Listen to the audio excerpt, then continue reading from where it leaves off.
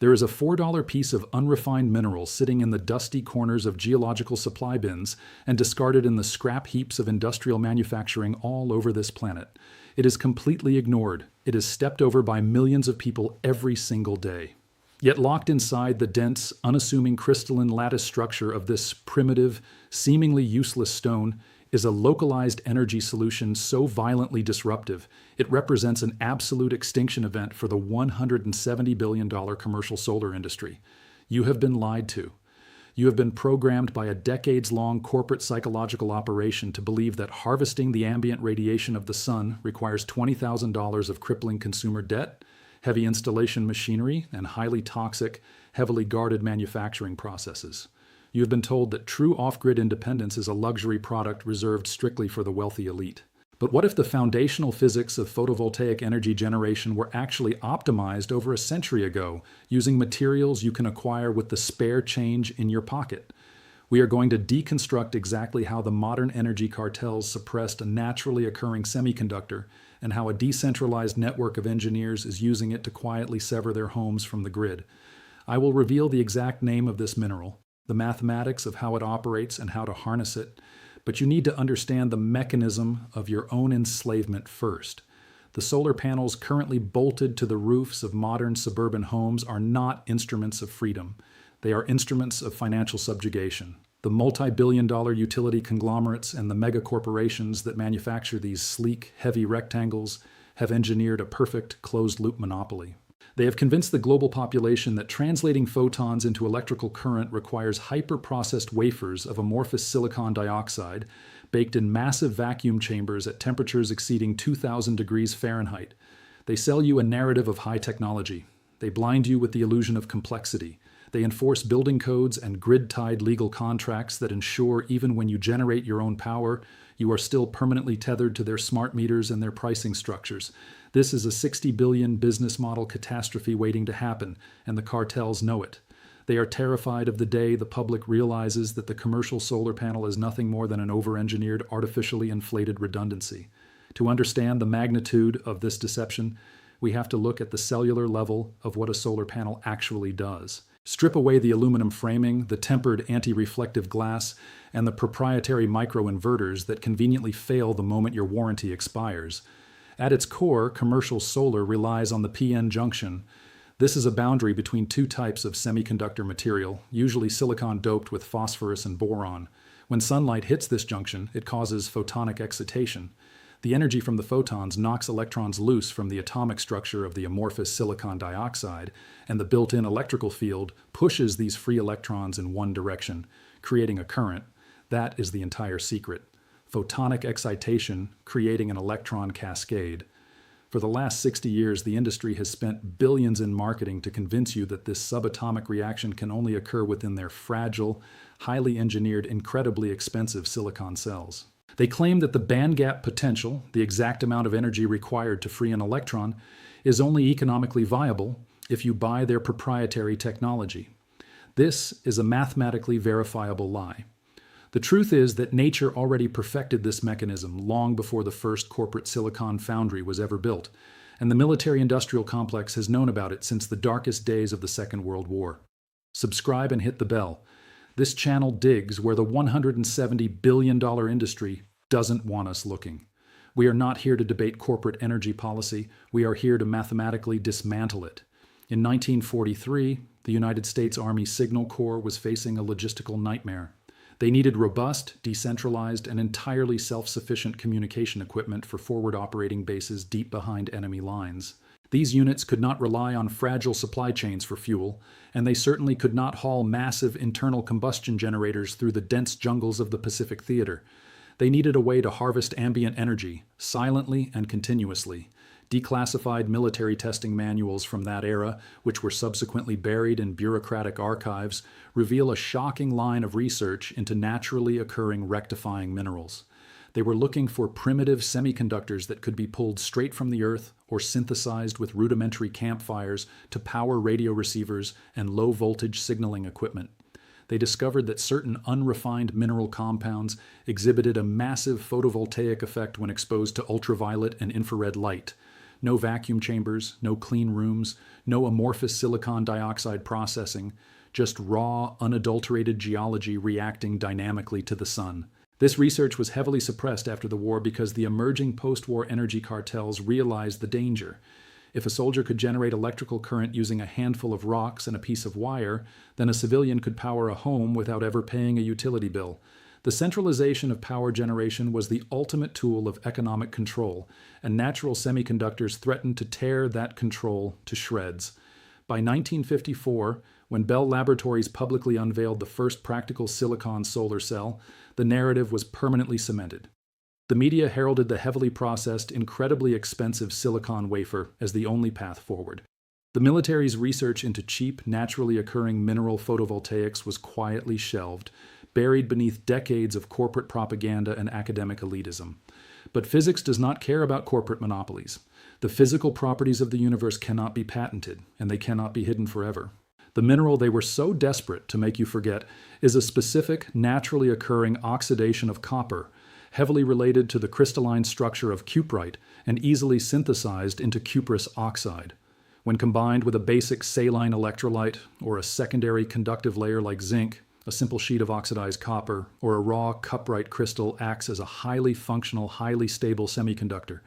Let that sink in. The secret is cuprous oxide, a compound so profoundly basic that it literally forms on old scrap plumbing, yet possesses a band gap energy of approximately 2.1 electron volts. This makes it incredibly efficient at absorbing the visible spectrum of sunlight. The cartels desperately want you to ignore this. They want you to look at a piece of oxidized metal and see garbage, instead of seeing the exact same photonic excitation potential as their $20,000 rooftop arrays. The mechanism is beautifully simple. When a layer of cuprous oxide is exposed to sunlight, the photons penetrate the microscopic crystalline barrier.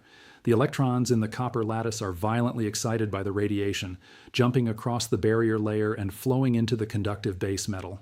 It is a solid-state, zero moving parts, infinitely repeatable reaction.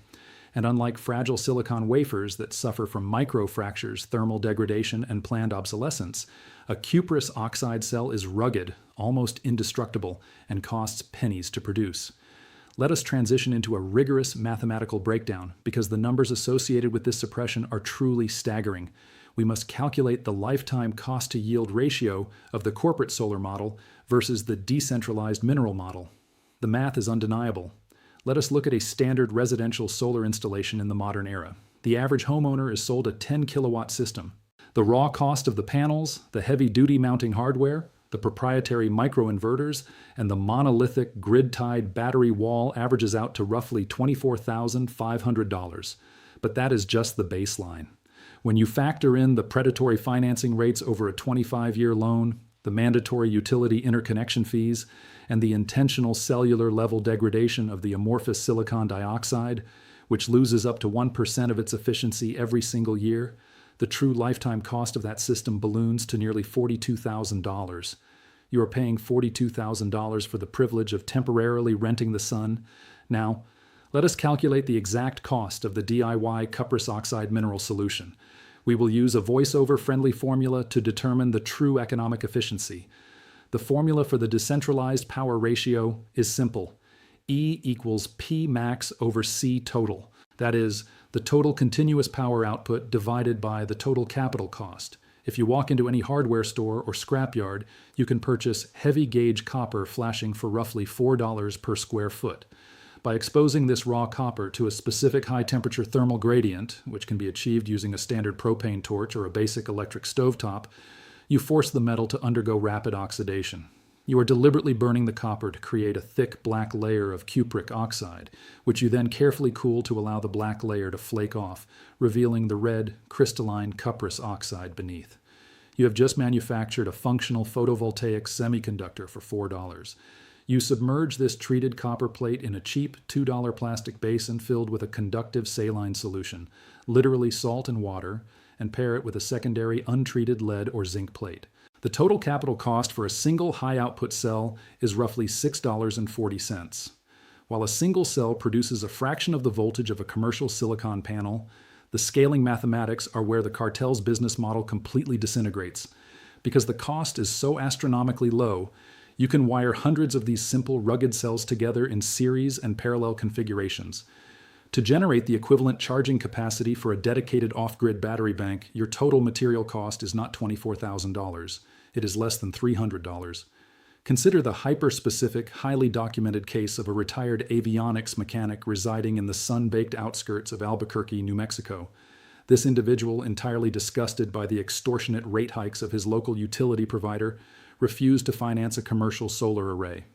Drawing upon vintage radio schematics and thermal dynamics, he bypassed the silicon cartel entirely. He procured 90 square feet of salvaged roofing copper for under $80. Over the course of 3 weekends, he thermally treated the plates in his backyard, assembling a massive shallow trough Cuprous oxide array on the roof of his workshop. He connected this primitive but highly reactive mineral array to a salvaged forklift battery bank.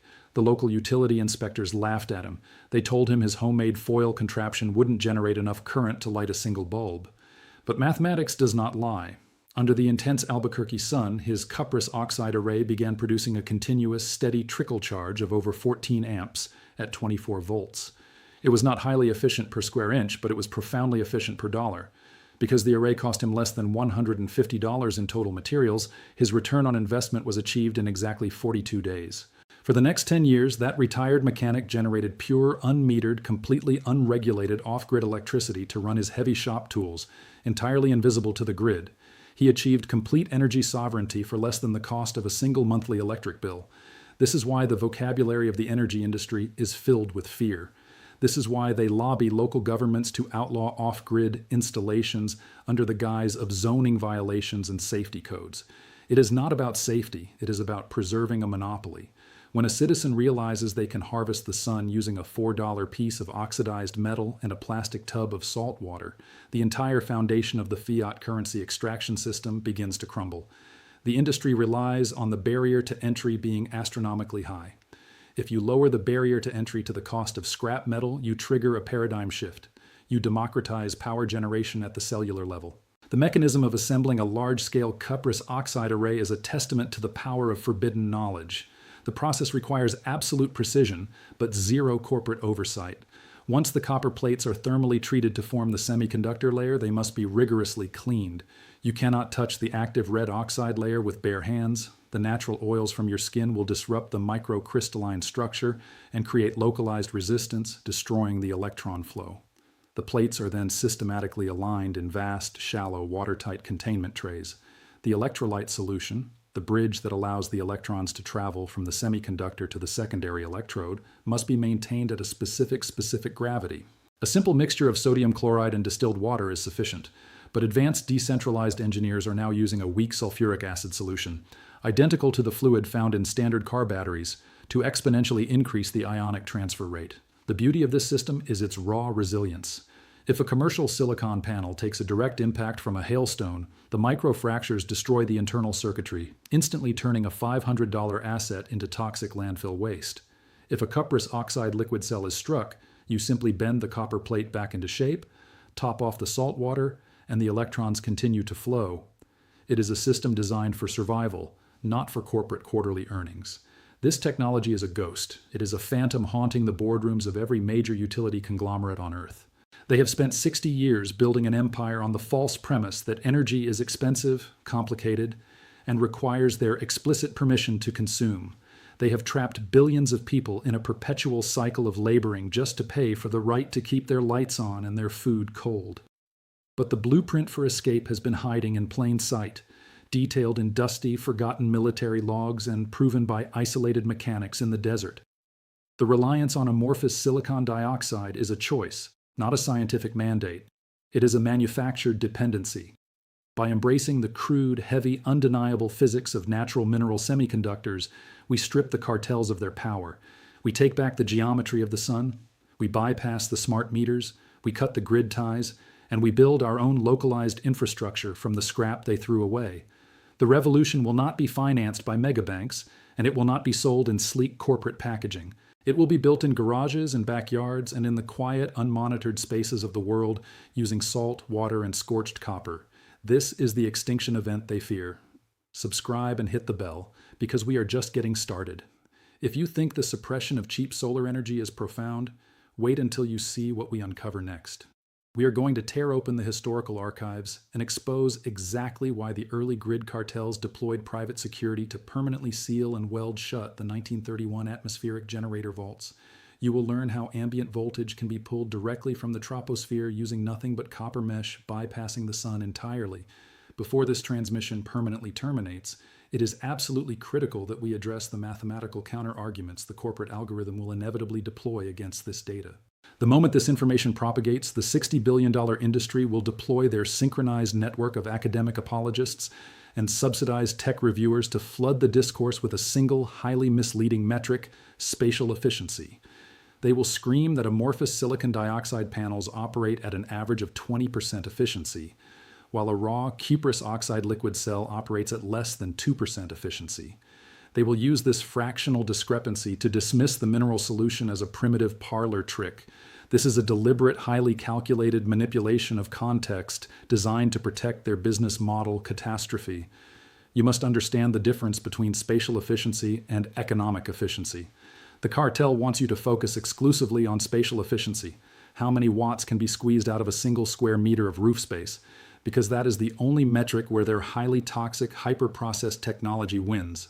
But unless you are launching a satellite into low Earth orbit where weight and surface area are strictly limited by rocket payload capacities, spatial efficiency is completely irrelevant to the ground-level consumer. Down here, in the reality of backyard workshops and off-grid homesteads, the only mathematical metric that dictates your freedom is economic efficiency, how many watts you generate per dollar spent. When we shift the mathematical parameter to economic efficiency, the $20,000 silicon array is mathematically obliterated by the $4 mineral solution. Yes, a cuprous oxide cell requires more physical space to generate the exact same wattage as a commercial panel, but sunlight is completely free, and the dirt in your backyard costs nothing to occupy. By expanding the footprint of your mineral array, using cheap, shallow, salvaged agricultural troughs or basic wooden framing lined with pond plastic, you completely neutralize the spatial efficiency deficit. You are trading a vast, artificial financial debt for a slightly larger physical footprint. The engineering required to scale this primitive technology is elementary, relying on fundamental electrical laws that the utility cartels wish you had never learned in grade school. A single, properly oxidized copper plate submerged in its saline electrolyte will reliably produce between 0.3 and 0.5 volts of electrical pressure. To integrate this into a modern, usable, off-grid architecture, you must simply apply the law of series circuits. By daisy-chaining 30 of these individual cells together, connecting the active copper semiconductor of one cell to the secondary zinc or lead electrode of the next using standard, uninsulated copper wire, you immediately compound the voltage. 30 independent 0.5 volt reactions are instantly transformed into a stabilized 15-volt direct current power supply.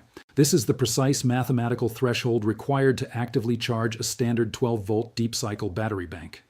To increase the total amperage, and therefore the total volume of power you can harvest per hour, you simply build duplicate 15-volt series strings and wire them together in parallel.